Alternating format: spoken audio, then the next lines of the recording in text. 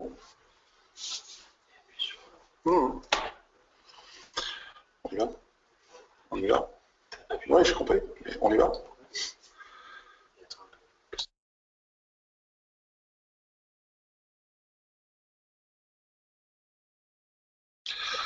Bonjour à tous et merci de participer à ce webinaire de Diligent qui a pour but de vous expliquer comment préparer et distribuer les documents nécessaires au conseil d'administration en moins de 5 minutes. Je m'appelle Stéphane Tallieu, je suis directeur des ventes et du développement commercial pour Diligent France et j'ai un background d'environ 30 années dans le monde de l'édition des logiciels.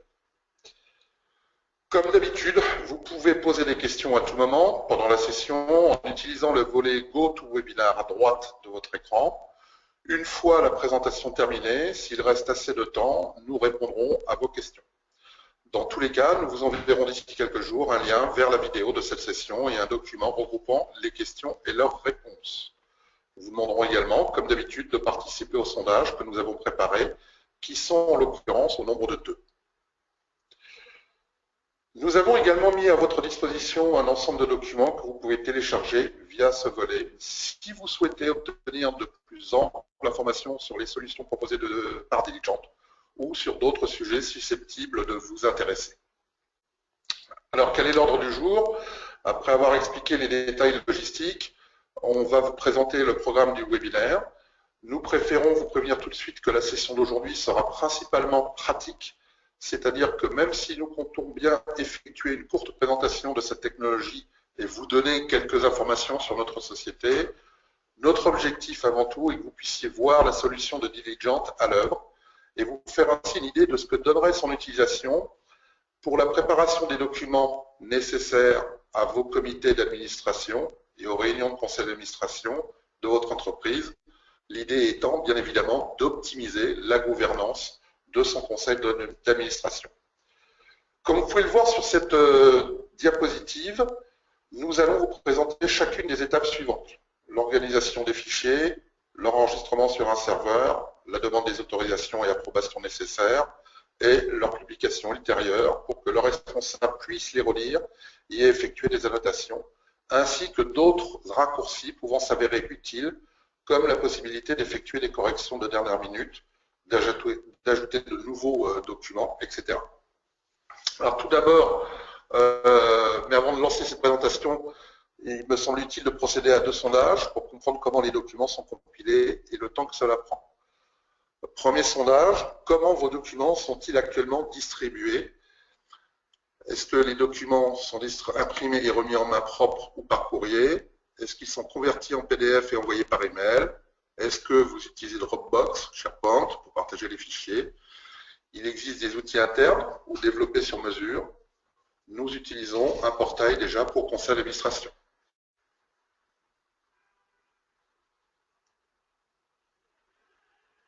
On vous laisse répondre.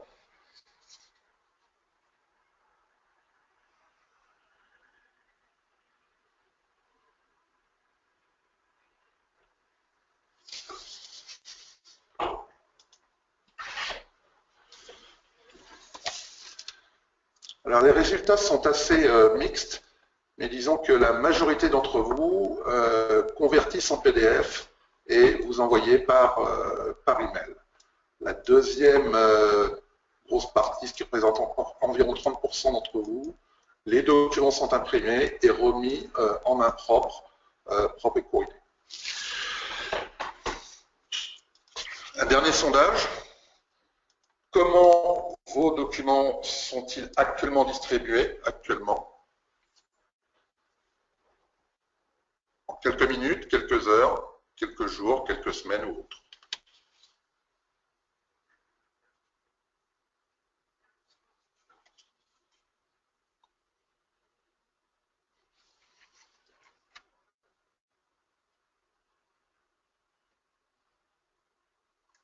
On attend encore des réponses.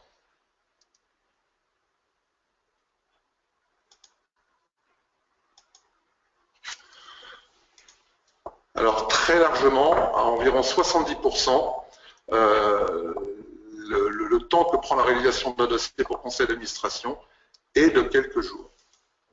ce qui est effectivement ce que nous avons l'habitude de rencontrer sur le marché assez couramment.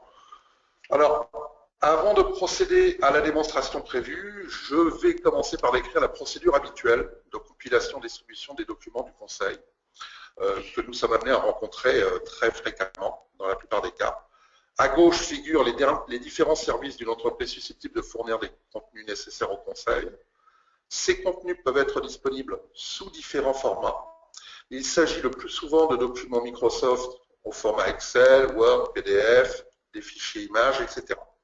Et il revient à l'administrateur, quand on parle de l'administrateur, c'est la personne en charge de la préparation des conseils, de compiler toutes les informations, de les classer sous la forme d'un pack de réunion de conseil d'administration et d'envoyer celui-ci aux hauts dirigeants suffisamment tôt pour qu'ils puissent l'examiner avant la réunion. Les packs nécessaires au conseil d'administration comprennent généralement entre 200 et 300 pages, mais il arrive régulièrement qu'un administrateur doive travailler entre 20 et 30 fichiers de formats différents afin de préparer et de remettre un contenu. En outre, comme vous pouvez le voir en bas à droite, l'envoi des mises à jour peuvent s'avérer nécessaires. Imaginez qu'on vous envoie à la dernière minute un document ou une modification intégrée aux informations. On est habitué à recevoir les informations financières et les chiffres à la dernière minute et notre objectif est d'en tenir compte et de les intégrer de sorte à permettre aux dirigeants de les exploiter le plus efficacement possible et surtout en temps et en heure. Ma présentation d'aujourd'hui vise à vous expliquer la procédure à suivre pour accomplir cette tâche efficacement et nous utilisons pour ce faire le système Diligent. Alors, qu'est-ce qu'un portail pour conseil d'administration? C'est une solution qui va permettre de proposer un système de collaboration et d'échange d'informations afférentes au conseil d'administration, mais aussi d'offrir un espace de stockage sécurisé pour tous les documents et également d'avoir la possibilité d'accéder aux informations via la nouvelle technologie, c'est-à-dire des tablettes, que ce soit du type Windows ou de type iPad, ou des ordinateurs portables.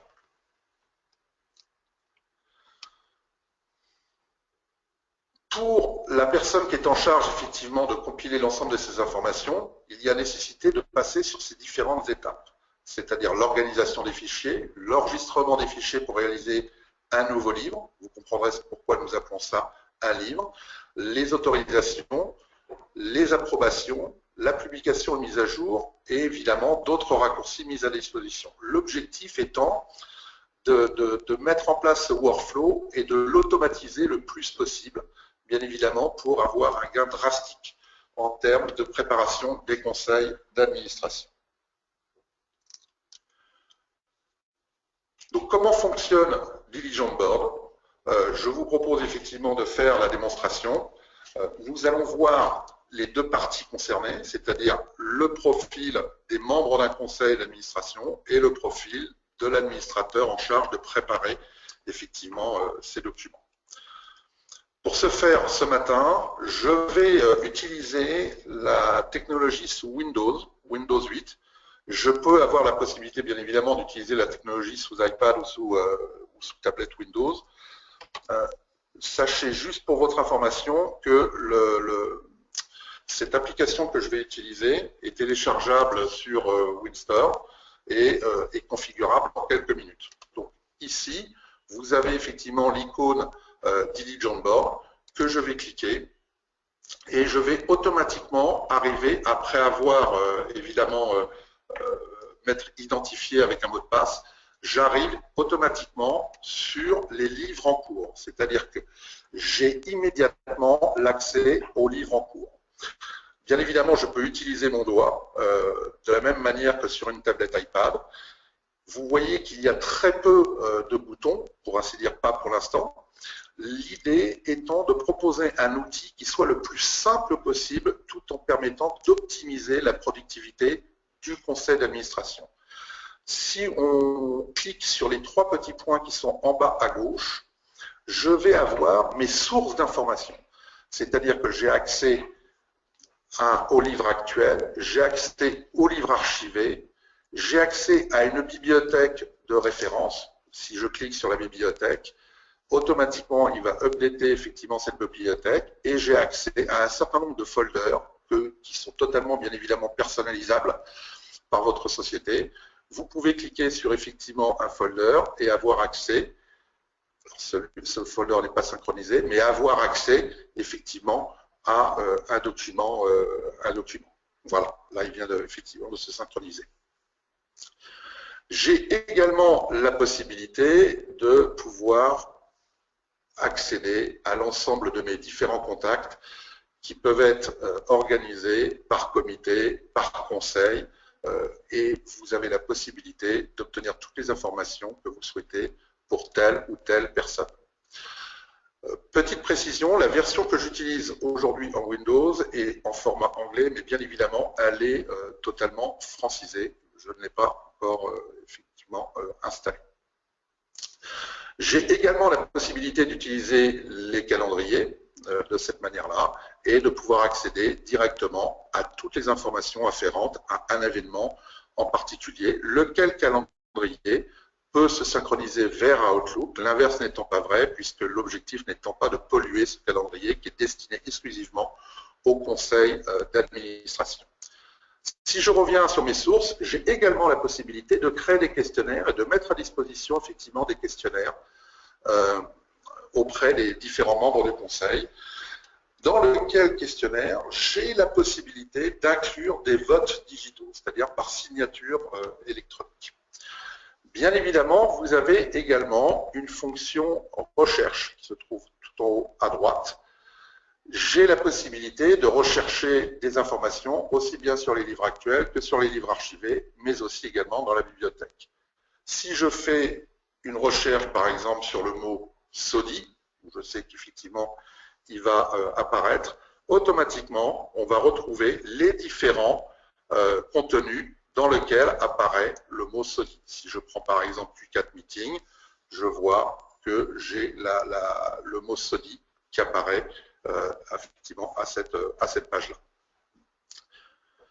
Maintenant, on va voir, on passe des sources d'informations et on va voir effectivement comment on travaille sur un livre. Donc la première chose, vous vous apercevez que vous avez des informations sur chacun des livres lorsqu'ils ont été modifiés ou lorsqu'il y a eu des mises à jour. Vous voyez que par exemple sur le Q4 Meeting, vous avez une nouvelle mise à jour. On voit qu'il y a une petite stick note avec un petit personnage, ce qui veut dire que j'ai déjà partagé des notes avec un certain nombre de personnes membres du conseil. Si je clique sur par exemple l'Update History, je vais accéder directement à la version du nouveau document. Je clique dessus et j'accède directement à ce nouveau document. Maintenant, ce que l'on va voir, c'est comment on travaille effectivement avec le livre. Première chose, j'ouvre effectivement mon livre. Automatiquement, il va faire apparaître la dernière page que j'ai effectivement consultée. J'ai différents moyens de navigation dans ce livre-là. Donc, vous vous apercevez que sur la gauche, si je clique sur les trois barres, j'ai la possibilité de pouvoir accéder directement dans le sommaire du livre à une page ou à un sujet particulier. J'ai un deuxième niveau de navigation puisque je peux utiliser la drôle barre qui se trouve en bas et je peux définir, enfin me mettre à la page que je souhaite. Et enfin, troisième niveau de navigation, je clique tout en bas à droite et je peux chercher automatiquement une page précise, on va dire par exemple la page 12, et je vais aller à la page 12. C'est-à-dire qu'on vous offre trois moyens de navigation pour pouvoir naviguer dans le livre. La particularité effectivement de la notion du livre, c'est qu'avec mon doigt sur l'écran, je peux balayer comme un livre ou comme un journal les différentes pages du conseil qui est d'un seul tenant. C'est-à-dire qu'en fait, l'objectif de la solution, c'est de pouvoir prendre n'importe quel type de format, que ce soit du Word, de l'Excel, du PPT, du PDF, de les concaténer dans un livre, et le livre est d'un seul tenant. C'est-à-dire que vous ne verrez plus la différence entre un format Excel, entre un format Word ou entre un format PDF. Le livre sera d'un seul tenant et ça n'empêchera pas effectivement d'apporter des modifications sans remettre en cause, bien évidemment, le livre. J'ai également la capacité de travailler comme vous pouvez voir, j'ai une trousse, on va dire, d'écoliers qui se trouve à droite. Si, par exemple, je veux utiliser un stylo, je clique sur le stylo à droite. Automatiquement, on me fait apparaître une option avec la notion de choix de couleur. Je peux choisir une couleur, je peux choisir la différence du trait et je vais automatiquement faire avec mon doigt n'importe quelle, effectivement, annotation. J'ai également la possibilité, on va changer de page, la possibilité d'utiliser un surligneur et je peux surligner n'importe quel document également. Et enfin, la troisième possibilité qui nous semble une possibilité excessivement importante, c'est j'ai la capacité de pouvoir faire des notes en simplement cliquant tout en haut à droite, Add Note. Vous voyez que cette note est de facto privée. Si je clique sur le petit cadenas, j'ai trois possibilités. Soit la possibilité de rendre publique cette note à l'ensemble des personnes du conseil, ou alors de sélectionner un certain nombre de personnes avec lesquelles je veux communiquer. Je fais OK. On me dit que, on me demande de m'assurer que ce sont effectivement les bonnes personnes. Je continue, je dis OK et je partage cette note-là. Bien évidemment, la possibilité également de pouvoir aider les annotations, c'est-à-dire de les cacher ou de ne pas les cacher. Donc si je résume très clairement, j'ai des différentes possibilités de navigation, j'ai différentes possibilités effectivement pour pouvoir faire des annotations comme n'importe quel support papier. Et maintenant, l'idée est de vous présenter comment on fait un livre le plus rapidement possible et comment on peut être amené à le modifier le cas échéant. Donc je vais revenir effectivement en mode PC. Je vais utiliser une application qui est un client léger qui s'installe effectivement sur le PC de la personne en charge de la préparation des conseils. Je vais lancer effectivement cette application. Là, l'objectif, ce n'est pas de la recherche de look and feel, l'objectif étant de la productivité et de gagner du temps. Donc, en tant qu'administrateur en charge de la solution, je vais tout simplement faire mon mot de passe. Automatiquement, de la même manière que pour les autres utilisateurs, j'ai la capacité de travailler offline, de travailler online. On va dire qu'on va travailler effectivement online. L'application va s'ouvrir.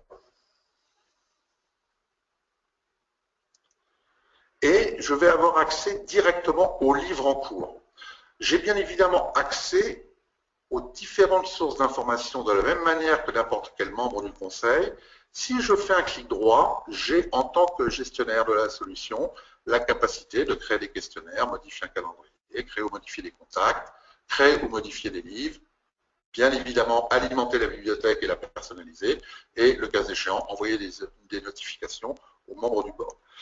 L'idée étant là de vous montrer comment on construit un livre très concrètement d'un seul tenant. Je fais un clic droit sur cette page-là. Je demande de créer un livre en partant de zéro. Je définis, la première des choses que je définis, c'est effectivement la date du conseil. On va faire conseil test. Je donne évidemment un titre à ce conseil. Je vais définir les groupes qui vont pouvoir avoir accès à ce livre. Donc, on va dire effectivement que c'est le conseil d'administration. Et j'ai la possibilité, en termes de granularité, d'autoriser ou de ne pas autoriser un certain nombre de membres du conseil pour la visibilité de ce livre-là. Ça peut être le cas, par exemple, sur une V1 ou une V2. Vous ne souhaitez pas forcément le montrer à tout le monde, mais vous souhaitez le montrer à certaines personnes pour validation. Une fois que vous avez fait ça, la structure du livre s'ouvre. Voilà. Bien évidemment, le livre est déjà défini, conseil test, la date. Je me suis préparé un petit folder dans lequel j'ai tout simplement récupéré les différents documents qui sont venus de mes différentes entités. Je les ai simplement ordonnancés en mettant des chiffres de manière à préordonnancer effectivement ces différents documents. Vous remarquerez qu'il y a une annexe, un sous-folder dans lequel il y a du PDF, du PPT. On voit également qu'il y a de l'Excel et différents types de Word. Je ne vais pas m'embêter, une fois que j'ai reçu... Alors, il y a différentes manières, bien évidemment, de faire un livre. Là, je vous montre la manière la plus rapide. Je vais drag and dropper le folder dans le livre. Automatiquement, le livre reconnaît la mise en page que j'ai souhaitée. Je peux très rapidement personnaliser et arranger effectivement ce livre-là. Par exemple, je crée un onglet par document. Je peux également, bien évidemment, retirer les chiffres devant les noms de fichiers, ce qui me fait effectivement un livre propre. Et vous remarquerez qu'il y a du doc, il y a du docx, il y a de l'Excel, il y a du PDF et du PPTX. Et j'importe. Là, le livre est tout simplement en train de se construire. Donc vous voyez que déjà, cette étape est une étape très rapide. À partir du moment où nous avons passé par exemple 50% de l'importation, vous pouvez avoir un problème électrique, avoir une coupure, le livre continuera effectivement à s'organiser. Vous pouvez entre-temps soit travailler sur un autre livre, soit faire d'autres tâches, rien ne vous empêche de faire d'autres tâches. Vous pouvez par exemple prendre l'onglet Compliance Report, l'arranger et le mettre avant Approval of Minutes, alors que le livre est toujours en train de se construire. Vous pouvez bien évidemment faire l'inverse. Et vous avez la possibilité également d'affiner ce livre-là. C'est-à-dire que par exemple, si je ne veux pas montrer le document agenda à tout le monde, j'ai la possibilité... Non, j'ai cliqué sur le mauvais bouton, excusez-moi. On va recommencer, voilà. J'ai la possibilité effectivement d'appuyer sur le bouton plus et de pouvoir éventuellement masquer une partie du livre et d'autoriser à nouveau ou ne pas autoriser certains membres du conseil. D'accord. Enfin, la deuxième étape que je vais devoir faire, une fois que le livre se sera terminé, c'est bien évidemment de valider ce livre-là, de valider son contenu. Donc, on va attendre très rapidement, il ne va pas tarder effectivement. Vous avez également la possibilité de rajouter des sous-onglets et de rajouter autant de documents que vous souhaitez dans n'importe quel onglet. Le téléchargement vient de s'opérer. Je vais maintenant valider, donc je peux appuyer sur n'importe quel bouton valider du livre. Automatiquement, vous allez voir apparaître effectivement les différents documents contenus dans un souci de validation. Alors, en règle générale, les personnes qui font un drag and drop ont validé en amont, évidemment, les documents, mais c'est une étape qui peut être nécessaire. Vous voyez que le sommaire qui se trouve à gauche en rouge est non validé. Donc, je vais faire une validation tout simplement finale du livre entier. Je vais dire oui, je veux valider le livre entier. Une fois que j'ai terminé la validation, le sommaire est passé en noir. Très rapidement, j'ai envie de créer par exemple un vote sur l'agenda. Je fais créer un document de vote. Je vais déterminer la personne qui va être le dépositaire des résultats du vote et qui va faire la gestion des résultats du vote, on va dire en l'occurrence moi. J'ai la possibilité de dire je veux que Sarah Jackson, Paul Alex, Smith, James votent, ainsi que moi. Donc, je vais retirer Alex Paul. Et je vais dire, il y a 3 votes requis. Je fais suivant. Les signatures digitalisées et qui sont sécurisées, bien évidemment, apparaissent. Je peux les placer n'importe où dans le document. Je fais suivant et j'active. Automatiquement, le vote est à présent activé. Il me reste à faire quoi? Tout simplement, publier le livre. Donc, je vais passer du statut masqué à la publication du livre et votre livre est prêt et publié. On a fait cette opération en activant un vote en nettement moins de 5 minutes. Je vais maintenant revenir sur l'application qui est pour les membres d'un board. Je vais faire un check update.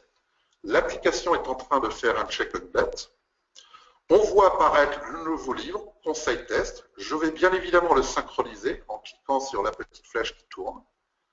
On voit qu'il y a un vote en progression. La synchronisation est en train de s'opérer. Je peux soit, bien évidemment, ouvrir le livre de manière normale. Automatiquement, on va ouvrir sur la première page.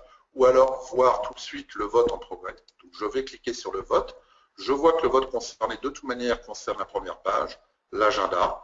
Je vais demander à aller sur la page là où a lieu le vote. Bien évidemment, en tant que votant, je ne vois pas les deux autres signatures des autres votants afin de ne pas voir effectivement ce qu'ils ont décidé de voter.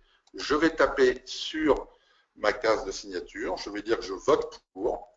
Automatiquement, on me demande par sécurité, êtes-vous vraiment sûr que vous votez pour? Je confirme. Et automatiquement, ma signature apparaît avec la date et timestampée. J'ai bien évidemment le livre d'un seul tenant avec les différents formats. Et si je clique par exemple sur navigation, je sais par expérience que table 5 financier, c'est de l'Excel. Et vous voyez qu'avec mes deux doigts, je peux zoomer et que le zoom est très propre sur la page Excel. Si je reviens sur cette page Excel, je peux repasser directement à un format Word. J'ai fait la page précédente et l'on voit effectivement qu'il n'y a aucune différence dans le seul tenant du livre. Ce que je vais faire maintenant, la dernière opération que je vais traiter, c'est une modification. Une modification à la dernière minute. J'ai mon patron qui m'informe qu'effectivement, on doit changer par exemple l'agenda. Qu'à cela ne tienne, je peux recevoir par mail effectivement le nouvel agenda, le positionner sur mon bureau, mais je peux directement d'un message mail prendre l'attachement et de pouvoir le plugger. C'est-à-dire que par exemple, ici, j'ai mon document agenda qui a été modifié. Je remplace simplement l'ancien agenda. On me prévient quand même qu'il y a un vote qui était en cours dans l'ancien agenda. Pour l'exercice, on va dire que ce n'est pas grave, on va continuer. Automatiquement, il me demande, est-ce que vous souhaitez marquer comme révisé ce document? Oui. Et un point qui est excessivement fort dans la solution, j'ai la capacité de conserver les notes et les notations qu'aurait pu faire un directeur précédemment sur le précédent document et de pouvoir garder ces notes afin qu'il ne les perde pas sur le nouveau document. Je peux bien évidemment apporter un commentaire que voici. Je vais télécharger le document. Vous remarquerez que cette opération, je la fais alors que le livre est toujours publié. On est en train de télécharger. Il me reste juste à valider le document. Voilà le nouveau document. Pour votre information, la modification, c'était après time. Il y avait marqué item que j'ai retiré. Je fais une validation finale du document. Il va passer en noir. Automatiquement, je n'ai même pas besoin de republier mon livre puisque vous voyez qu'il est déjà publié. Je vais simplement vérifier maintenant dans l'application où on en est. Je vais juste revenir pour faire une synchronisation. Et automatiquement, vous allez voir que pour le livre conseil test, un update est valable et est disponible. Je clique sur la synchronisation. Je peux cliquer directement sur la modification. On m'informe évidemment avec le message que j'avais fait, agenda modifié. Et j'ai effectivement, vous voyez que le petit item a disparu et je suis sur le nouveau document. Ça nous a pris moins de 3 minutes pour faire une modification au niveau du livre. Donc ce qu'il faut remarquer, c'est que nous avons la possibilité d'optimiser de manière drastique la gouvernance du conseil en apportant des fonctionnalités complémentaires et des sources d'information et bien évidemment d'optimiser la phase de préparation. Je vais maintenant revenir sur la présentation.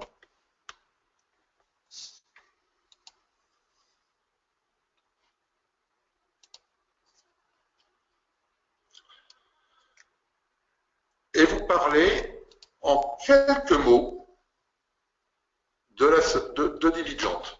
Diligent, c'est le leader actuel du marché des portails en mode SaaS pour les conseils d'administration. On a généré l'année dernière un chiffre d'affaires de plus de 99 millions de dollars. Nous avons un critère important, un taux de fidélisation de nos clients qui est aujourd'hui de 99%, qui est le taux le plus élevé du marché.